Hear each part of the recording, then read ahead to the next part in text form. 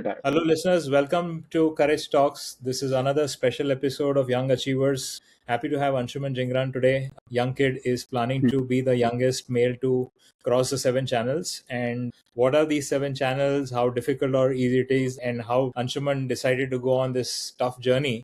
There's a lot to unwrap. So, welcome, Anshuman.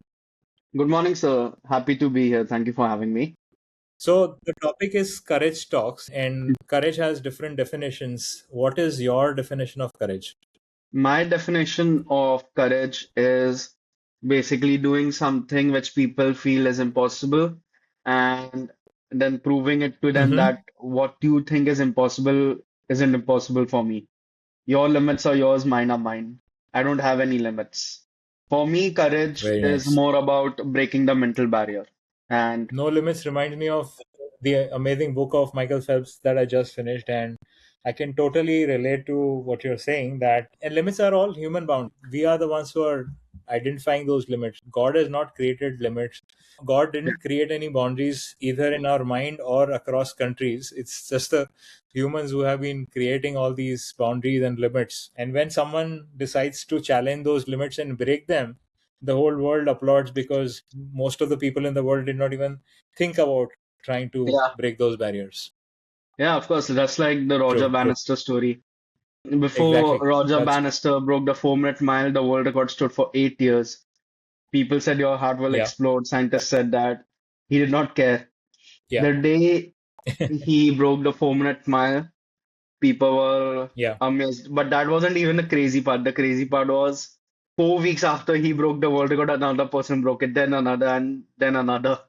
Until date, over a yeah, thousand people have ran a 4-minute of mile course. and Now it's less. become common. Now it's no longer a Yeah. wow. All they That's needed true. was Yeah. one person to break the barrier. And people started Yeah. to Yeah. believe in themselves. But Bannister believed in himself Yeah. before he even broke the barrier. So that was True. a crazy part. Yeah. So before we get into the 7 channels, why don't you just take us down memory lane, walk us through your childhood? Where did you grow up? What are the most fond memories that you have about your childhood? Something naughty that you did, something wow that you did. I don't have any memories of my childhood except training. But here is a fun fact that I wasn't just into one sport. I was born in Delhi and raised in Mumbai. But growing up, I Mhm. actually did 3 or 4 sports together. Athletics in the Okay. morning, Mm-hmm. chess, gymnastics, and skating. I used to skate right before I used to swim, but over Mm-hmm. time I got better at swimming. So Mm-hmm. we chose swimming as the ultimate path. And here's a fun fact, I Hmm. medaled in skating, athletics, and swimming. So I could medal in all three. So I was always good at sports. In a way, I was always good at sports. But Hmm. then I started swimming and I shifted in Vashi, Navi Mumbai in the year Mm-hmm. 2015 for my swim. And from that day, I've just been swimming every day. And So, before, what? Who do no, you give please. credit to for the swimming genes or the sports genes too, between your To, father to, and to be mother? honest, I don't know. My father doesn't know how to swim, and my mom barely swims.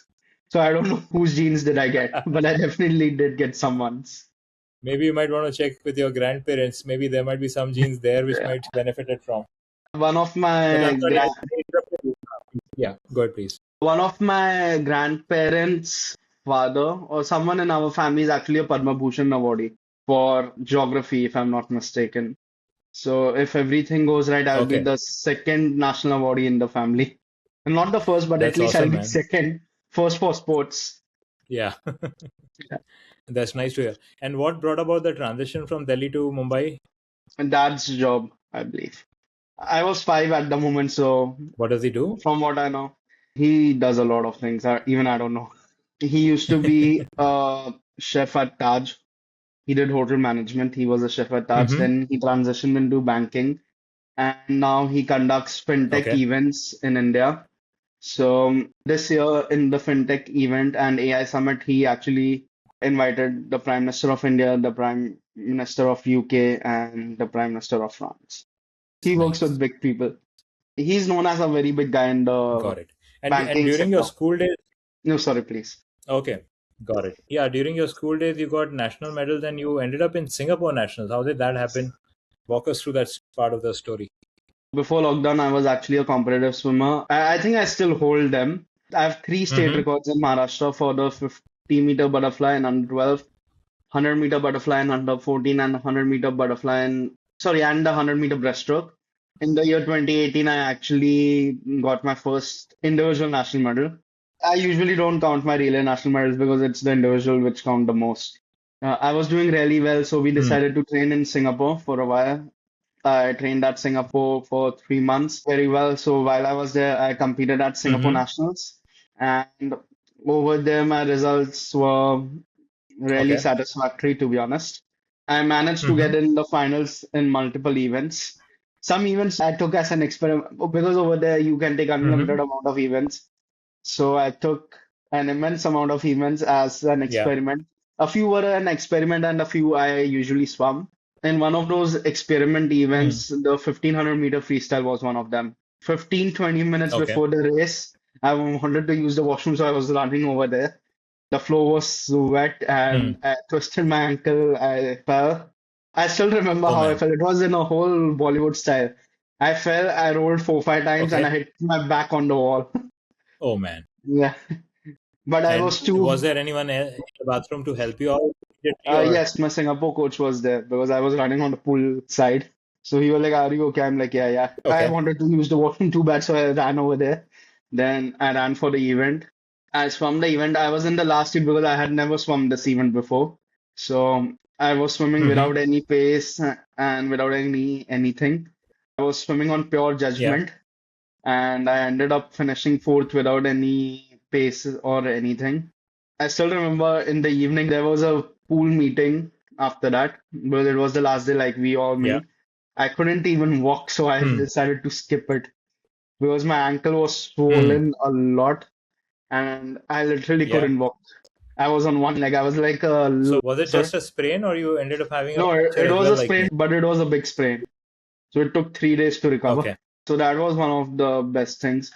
But Uh, Singapore, did compared to you India, was much better, I would say. Not because of the training uh, pattern, but because of the environment. and the competition in Singapore was mostly Chinese, or you had Indian Oh no, origin we kids had to compete Japanese, there we as have well? Indonesians, a few Indians, Vietnamese.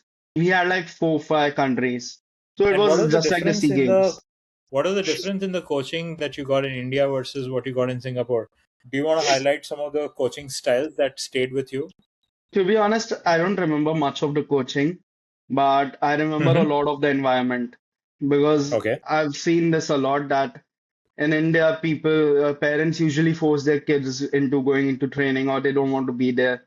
So they just miss their Mm-hmm. workout sessions and all those stuff in the pool. But Right. whereas in Singapore, my teammates were there because they wanted to be there and not because they were forced. Hmm. They used to wake up on their own, they used to come on their own just because they wanted to. Yeah. Nobody was waking them up.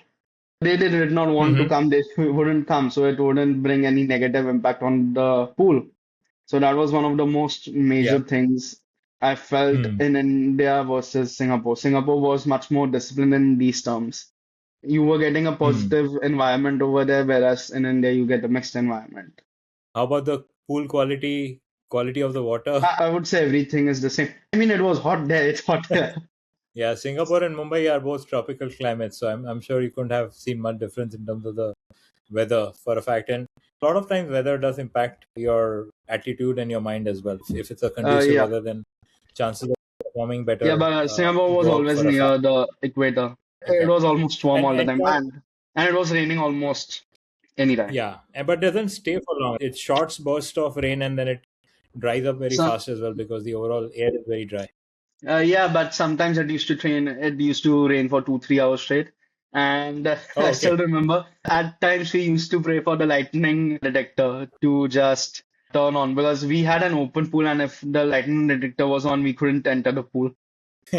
So sometimes we used to wish for that when we knew the training was going to be hard.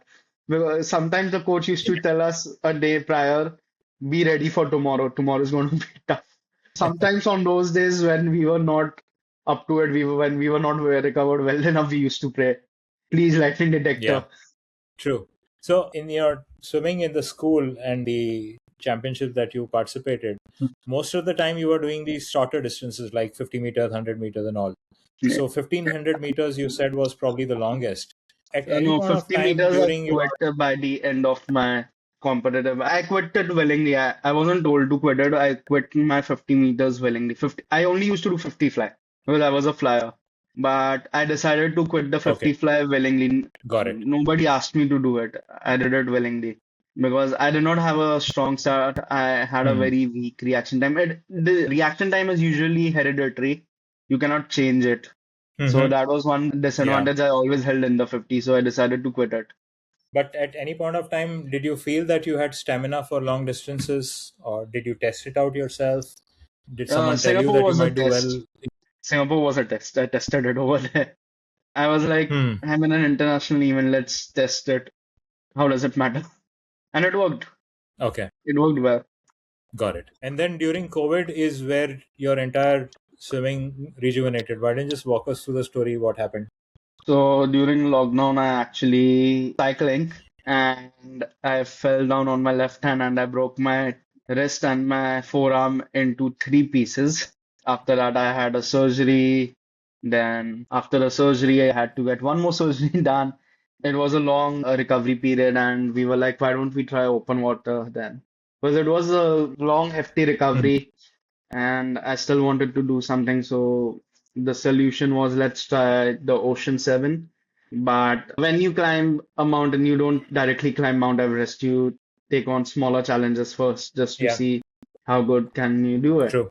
So similarly, I swam 206, 207 kilometers in the Arabian Sea.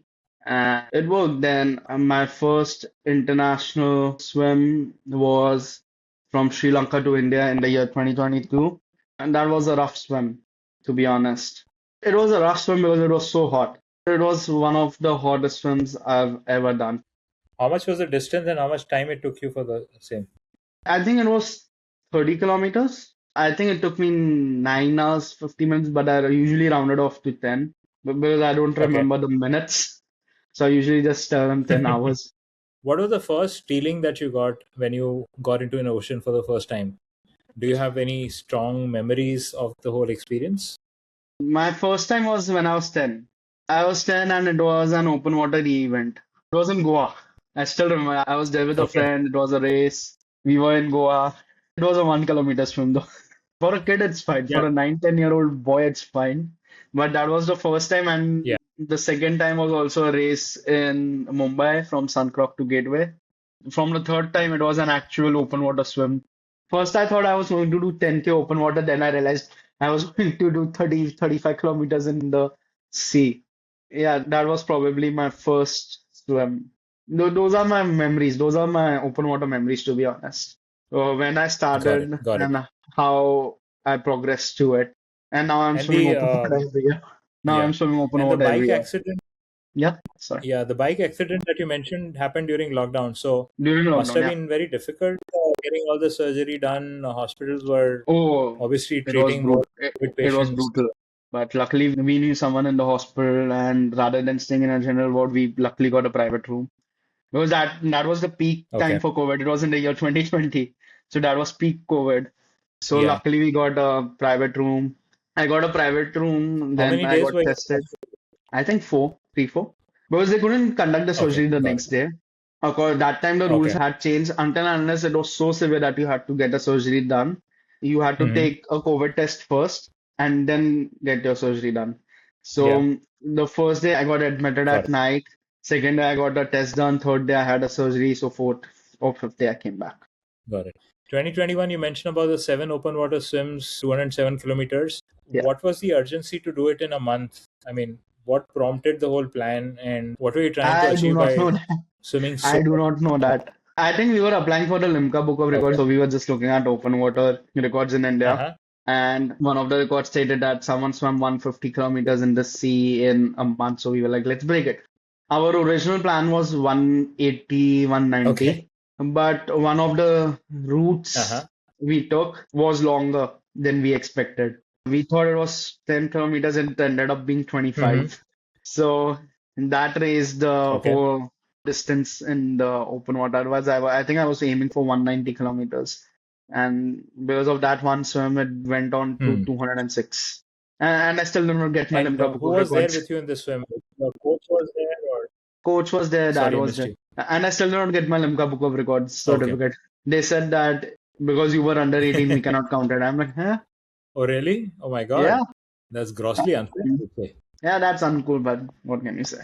I don't mind. Okay, got it. But anyway, there were bigger things lying in store for you. You swam the North Channel at the age of 18 plus and got Yeah. yourself into the Guinness Book, which is obviously much bigger than Limca Book of Records. So why don't you just take us through that journey? How did you plan it out?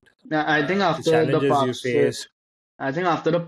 we planned it out and we were like, okay, I think we can do the North Channel.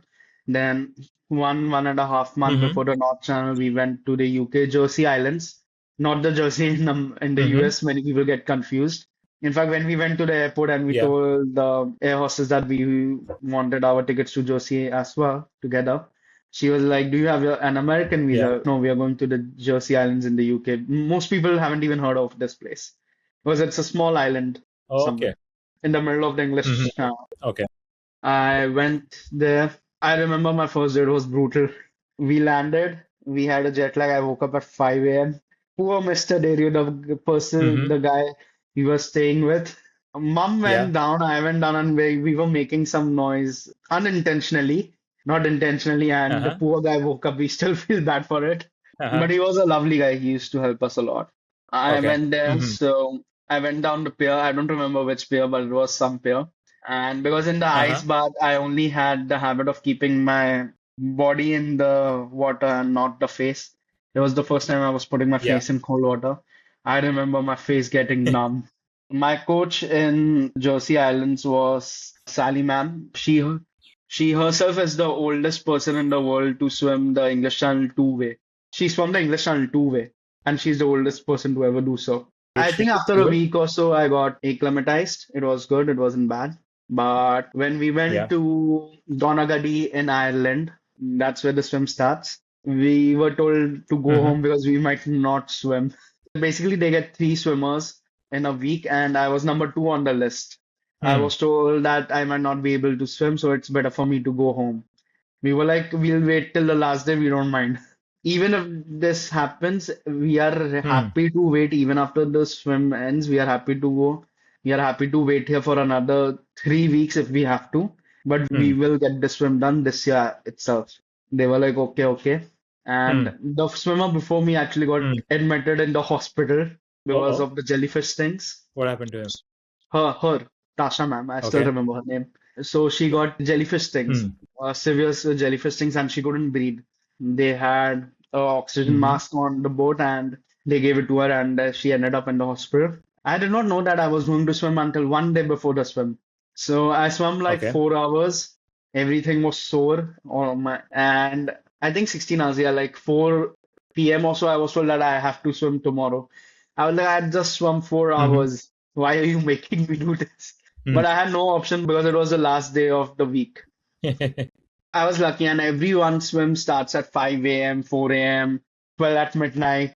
And when I went to the boating area, the deck, the pilot was shocked. Like, this is Mm-hmm. the first time I'm ever conducting a swim at 10 in the morning. I'm like, that's cool. So I'm no, going to get a lot of sunlight. what is the normal time? For people, it's usually 5 a.m., 4 a.m., maybe 3. But Hmm. 10 a.m. is very rare. For the pilot, it was for the first time, and he must have been conducting these swims for 5, 6 years, maybe more.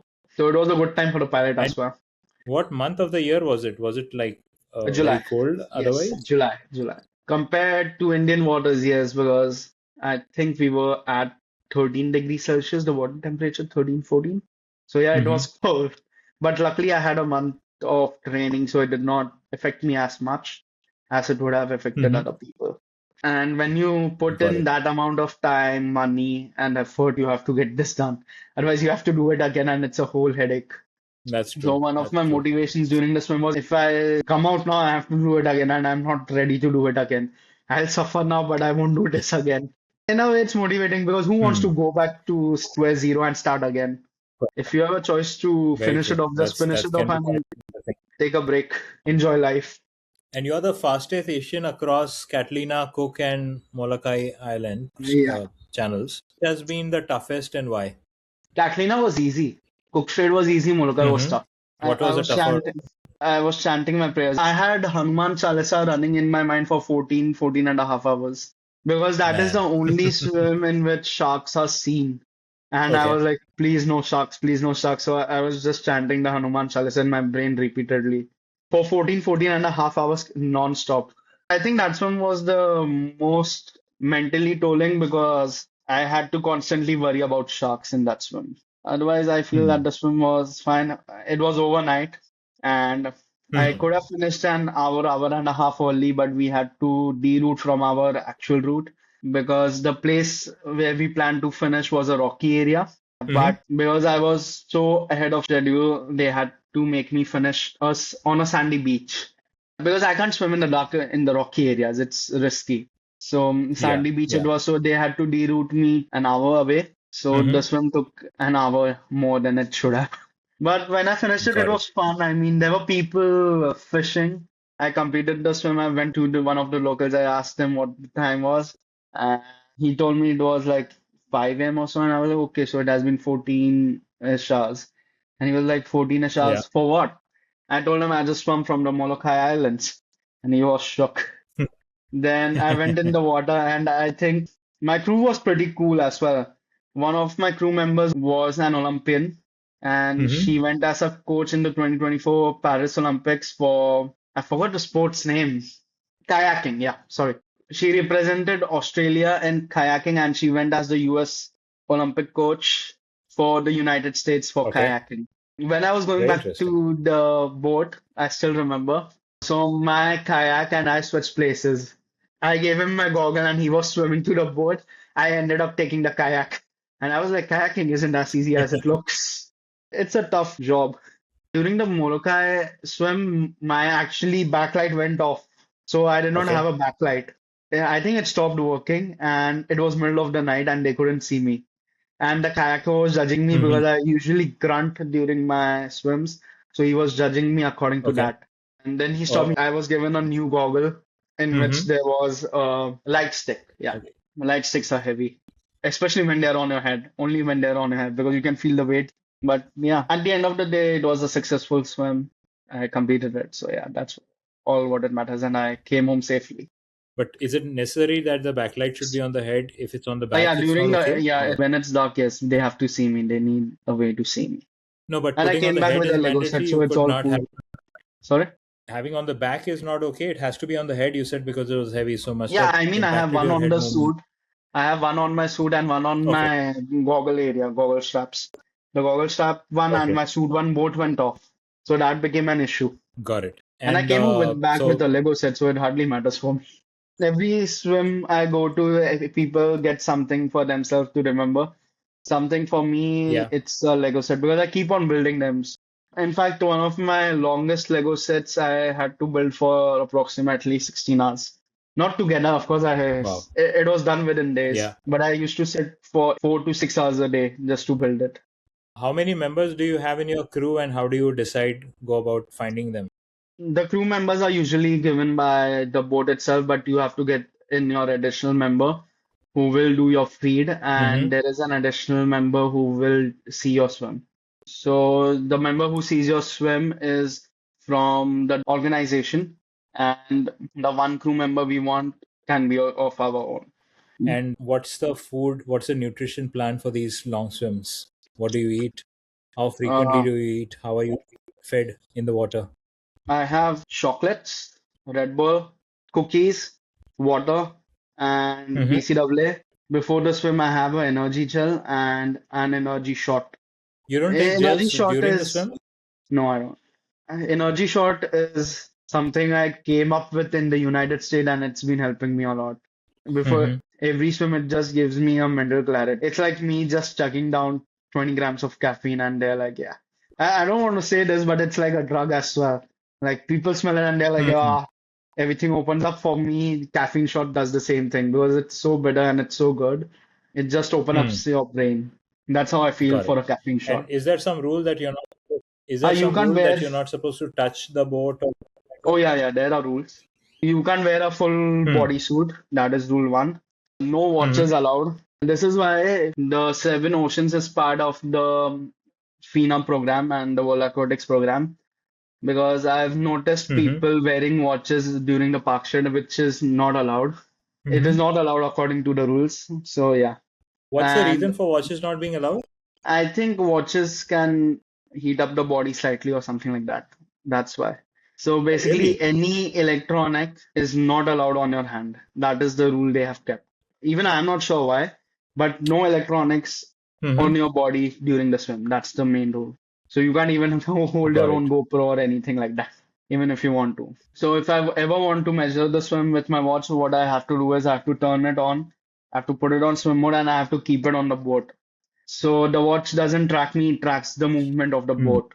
These Yeah. are small things which differentiate the Ocean 7 with our local swims and the Park Strait. There are a set of Hmm. rules which has to be followed, which apparently some Hmm. of them aren't. Small rules like watches and all aren't. And has sighting been an issue any of these swims, or just because you had a boat along with you, it ensured that you didn't go way off on your Yeah, track on the actually, front? on my English channel, I once went way off. I wasn't looking at the board and I went 50 meters off. And they were putting the night and they were putting light on me. Come back. What are you doing? Don't go so far away. Are you Yeah. crazy? And all of stuff. And I'm like, I did not even see. I did not even care. And the people on the boat obviously are using compass and all that, so they are Yeah, ensuring they that have an you're electronic taking compass. care. Yeah, they have maps. Got it. So how far have you reached on the 7 channel Uh, journey, and where do you I stand? have What's completed coming up? 6 out of my 7. Okay, So which I'm one is only left, left with one.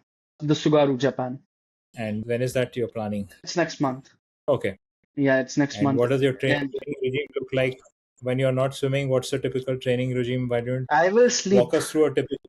My training schedule just keeps on changing. To be honest, at some days even I don't know what my training schedule is because sometimes Mhm. there are days I have to swim 8 hours.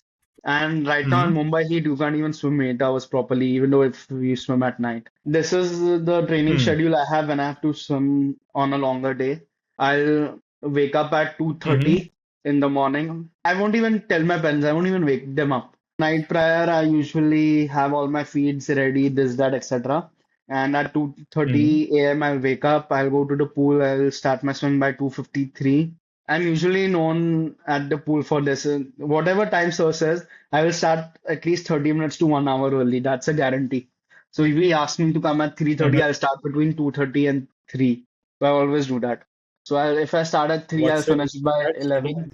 What's the reason for you starting early? Just to be safe, or there's? No, I just want to finish it early. I'm like, how will 30 minutes of sleep affect me? Let me just finish it off Hmm. early and I can go home and sleep peacefully. No, that's a If I good start at, attitude. yeah. So if I start at 3 a.m., I finish at 11 a.m. and it's there's scorching heat. First of all, after I come out of the pool, I will sit for 5-10 minutes. I will sit for 5-10 minutes and I will start questioning my life.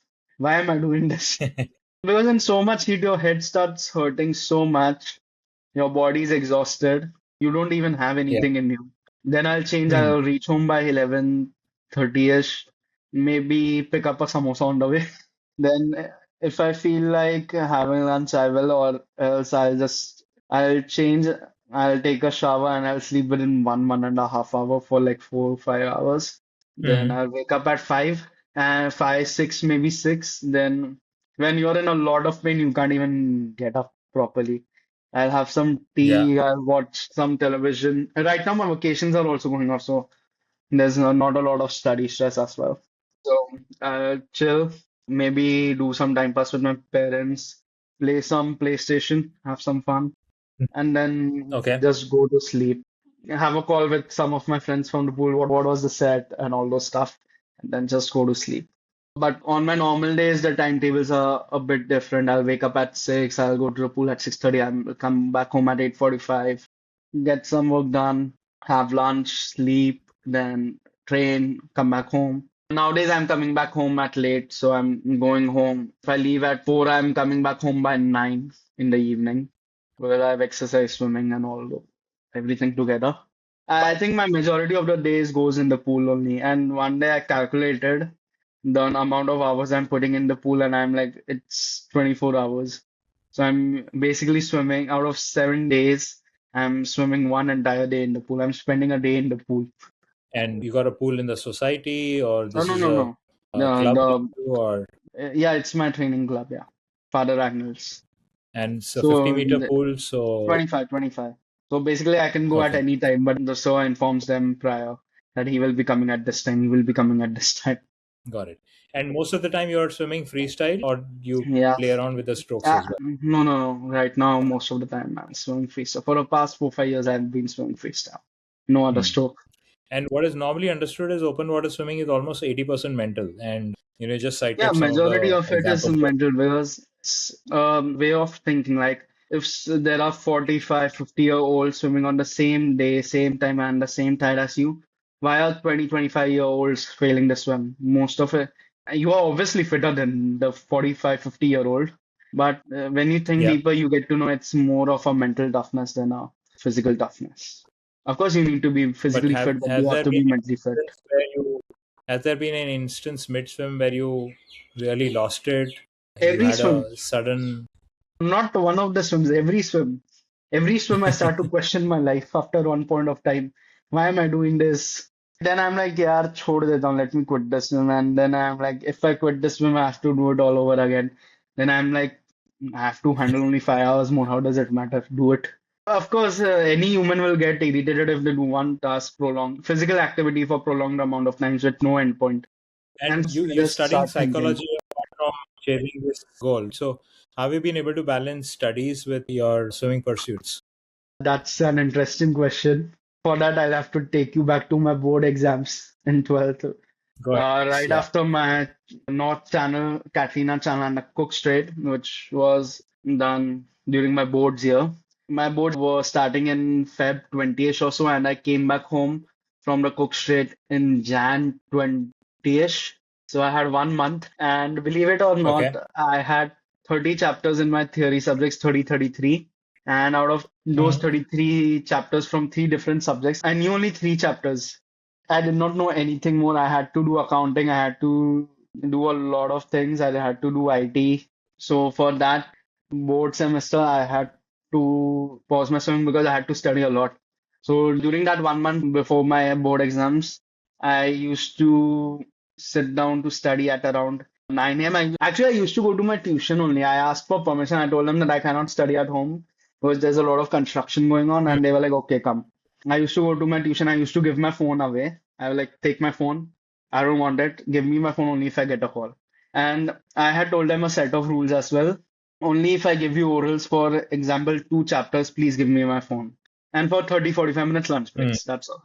So I had told them previously only, no matter what. And I was sticking up to it. I used to go there at 9. I used to come back at around 6ish. And after that, I Mhm. wouldn't study. I used to come home, I used to chill, I used to watch some movies. Well, it used to be very mentally exhausting sitting and just giving 8 chapters a day, 6, 8. And I had to make notes as well. I had to make notes for my own as well. That month, 1.5 week went into making notes, and rest of it went into studying. And here's an interesting part. In the middle of my board exam, I got my PlayStation. So I got the PS5 in middle of my boards. And I was Why? playing also. Why were you given a PlayStation in the middle of your exams? That was in Okay. Japan, and the PlayStations are way cheaper over there, like 50% cheaper at that time. I was studying for my exams, and he just called me up randomly. Do you want a PS5? I was like, if you're getting it, I don't mind. And he got it, so I was happy. And I was playing also, and it did not affect my studies that much. I still ended up Mhm. getting first distinction, so it hardly mattered. And I'm someone who did not score well in 11th. I was Hmm. never very good at studies. I was always good at sports, but never studies. So when I got my results, even my parents were Hmm. shocked. They were like, "Did you put the correct roll number?" But when I sit down to Yes. study, I actually study. Even though I might have my phone Hmm. on the side, I'll be like, after 3 hours, after three answers, I will check the phone and all those stuff I do. And I have a very weird way of Hmm. also studying at times. Sometimes when I want to concentrate, I'll put on the Big Bang Theory on my television and I'll study. And somehow I end up studying well. I don't know why it works, it just works. Part of being an ADHD Got it. kid. Yeah. So some of my fellow endurance athletes, we agree that our endurance activities help us in non-endurance activities like studies or work. Have you noticed that as well, that because of your swimming, you're able to grasp things much faster? You need less effort to learn something. Is that true with you? I think long before that, I could study well if I wanted to, but I never just put in the effort. But if I really wanted to learn something, it would take me like 15-20 minutes to understand it. But when I was younger, I did not usually put so much time and effort into studying. I used to do a lot of time pass. That time, I Hmm. only used to study 1 hour a day, maybe, and I used to Yeah. score. I used to score okay marks. I used to score average by studying only 1 hour a Hmm. day. So if I would have put in more effort, I would have done well in studies, that's for sure. Got it. So But I hate maths. your swimming career aside, academically or professionally, what's your goal in life? What do you want to do? I want to make money. So, but on a serious note, I want to be a sports psychologist because I know how Okay. hard it is for athletes to concentrate and all those stuff. And being an athlete myself, I think I can help other athletes. That's a beautiful aim to have, and I can understand what you're saying, because a lot of times Sometimes athletes an believe athlete that, needs another athlete to yeah, understand them. very That's true. what I believe. I think a physical build-up, there are many examples, but a mental build-up is where the athletes struggle the most. They don't get the right guidance when they are feeling lost. They don't Yeah, get someone to speak the right words to transform them. Physical activities, anyone can send you a training plan, anyone can monitor your posture and tell you where you're going right, where you're going wrong. But yeah, to identify or select those right words which will bring you out from a shit, that I think is difficult. And yeah, if that's what yeah. you're trying to be, then I think sure it's a lot of athletes will benefit from that kind of a motivation or that kind of a support. Yeah, well, to be honest, that's true. That's why I actually started a company in between, Tough Minds. Its goal was to help other athletes, Okay. but I used to actually post a lot over there, but I had to stop because of the training schedule and all, because it was getting Mm-hmm. too exhausting for me to think of ideas, then edit them and all those stuff. I will get that back. I'm getting the Tough Minds back because if you can What help exactly is another Tough Minds? athlete. What? So the goal of Tough Minds was not was, it actually still is. The goal of Tough Minds is to help Yeah. Yeah. other athletes to break their own mental barrier. At most times there are mental barriers set by oneself that I cannot do this. How will I get? Even though if you believe in yourself, there is always a small part that says that subconsciously you might be thinking that you might not be able to do it. And my Hmm. goal is to help athletes remove any sense of doubt in their mind that they can't do it. I want them to believe because once you believe in yourself, How you will you don't do that? actually need. How will you help them? What exactly is the solution that you're offering?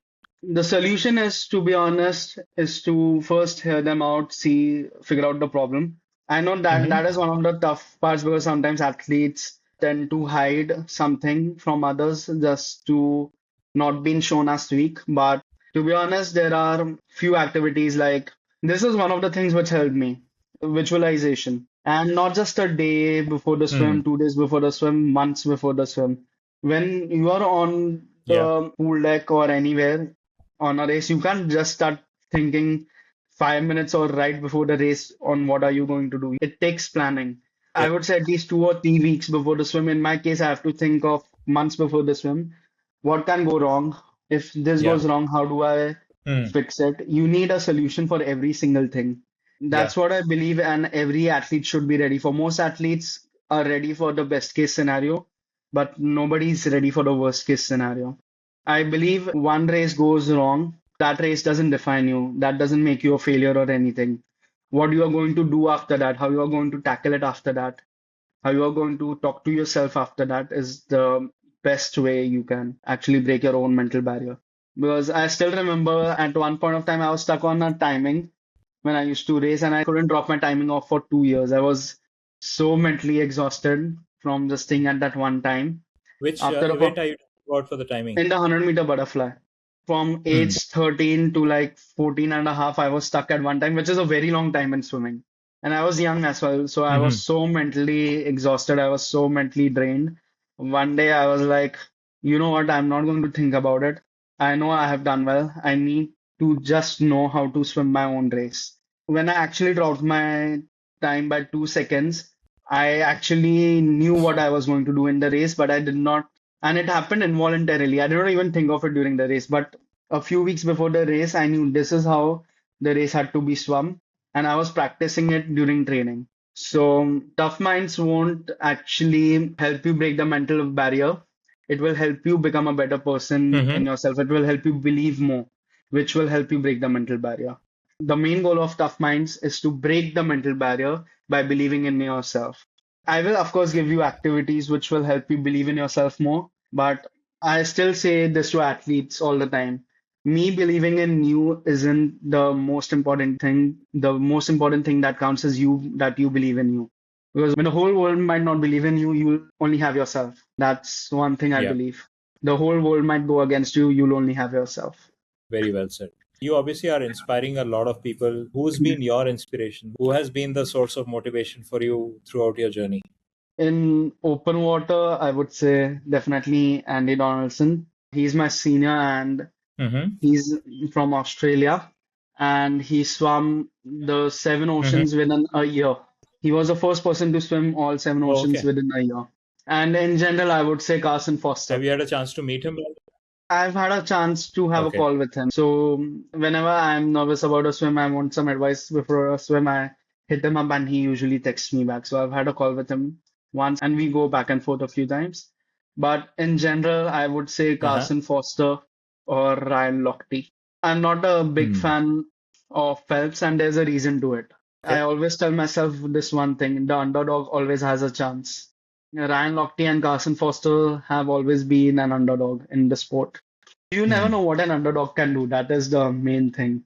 No, I Yeah. think that's a good All spirit. it takes is one race. I think the hero has a lot of fans all the time. It's a second and the third position swimmers who really need the support to keep up the momentum and keep the pressure on the hero as well.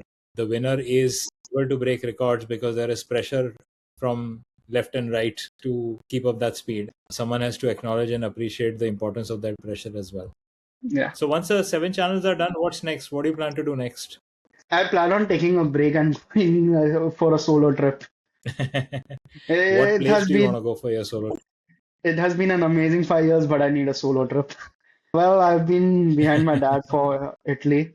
I think he Okay. has also said a yes. So Mm-hmm. hopefully I might get to go to Italy this year. I love pizza. I want to try pizza Oh, over there. So one of the reasons are that's it. not one of the reasons, the biggest reason I want to go to Italy is pizza. That is one of my bucket lists to try Got it. pizza Got in it. Italy and bullfighting in Hmm. Spain. Nice. That's a good aim to have, I would say. Yeah, What's one thing that you ensure not to forget before every swim? do the impossible and you will never doubt yourself again. This is one rule I have. What's a food that you look forward to at the end of every swim? Pizza, pizza and ice cream. I want pizza and ice cream. Though I can't have pizza because of the salt water intake, but ice cream and pizza, definitely. And I know There is you also tried a one lot of more sports. thing. Yeah, Sorry? please go ahead. There is also one more Yeah, go quote ahead, I go ahead, always please. remember. It's actually from one of my favorite shows. I don't know if you're familiar with Karate Kid, the Karate Kid. Yeah, yeah, I Yeah, remember. so Yeah. there's a continuation of the Karate Kid series. It's actually a series on Netflix, Hmm. Cobra Kai series. I'm not sure if you're familiar. So there was this one character. Over here also I'm with the Yeah. underdog in an interesting way. Hmm. There was this Okay. one character called Hawk. He was a nerdy guy. That time he was called Eli. Then he got a mohawk haircut, he got a tattoo, and all those stuff, and his personality changed. That is one of the characters that motivate me the most. But one of the quotes that motivate me the most is like this: "You are not a kid Hmm. anymore. The world isn't going to hand you things. If you really want it, you have to crawl across the floor if you have to. Use your damn teeth if you have to. If you don't have hands, if you don't have legs, use your teeth, crawl across the floor to get what you want. The world isn't going to give you anything." That is one of the best things I've ever heard. Yeah, I think the lines described or said in a right way can really motivate and inspire a lot of people, I'm sure. Yeah, I don't remember Being accurately because I did not okay. see that series for well over a year. Yeah. So during childhood, you played around with different sports and then you eventually landed up with swimming. Today, if you had to pick up one sport as a second choice, Oh, apart from which would it swimming. be and why? Now, that's a tough one. I think I would like to choose cricket because when I was younger, Okay. I actually wanted to try out for cricket. but I wasn't Mm-hmm. allowed because I was very young back then, and the coach told me that because I'm very young, I cannot play cricket. But when I was younger, I used to get behind my parents. I want to join cricket. I want to join cricket. I think if I Hmm. would have played cricket, I would have been well over there as well. What's the Yeah. question that you are asked the most? How do you feel having a Guinness Book of World Record certificate? How does it feel? And what's the answer? It's only a piece of paper. You can Once you've ask. done it, then it's a piece of paper. Till you're not Yeah, got there, it's a Uber goal. It's a North yeah, Star for you. But once you achieve it, yeah. then you realize how Even trivial after it a is. week, even after getting the Guinness Book of World Record, even after making a world record, a week later when I came back to India, a few of my friends actually asked me, "How do you feel?" I'm like, it's just a piece of paper. Because for me, I don't like to oversell my achievement. There are a lot of people who do a small thing and they like to oversell it, but I don't like to oversell it because once you oversell it, you become overconfident and your life can fall apart, your sport can fall apart from that very moment. So I try to avoid Yeah, that at any possible cost. For me, I just tell people it's just a piece of paper. Though it might same. have a That lot makes of sense. advantages in the future, but right now it is just a piece of paper for me because I have a lot more to achieve and I can't let that one paper stay in my head. Hey, thanks a lot, Anshuman. It's been wonderful talking to you and very inspiring of on what you're doing and continue the journey. And while I know you want to take a break, but I hope when you finish your break, you will have other larger goals that you want to chase and hope you are able to achieve them as well. Thank you so much for having me. Thank you. Thank you.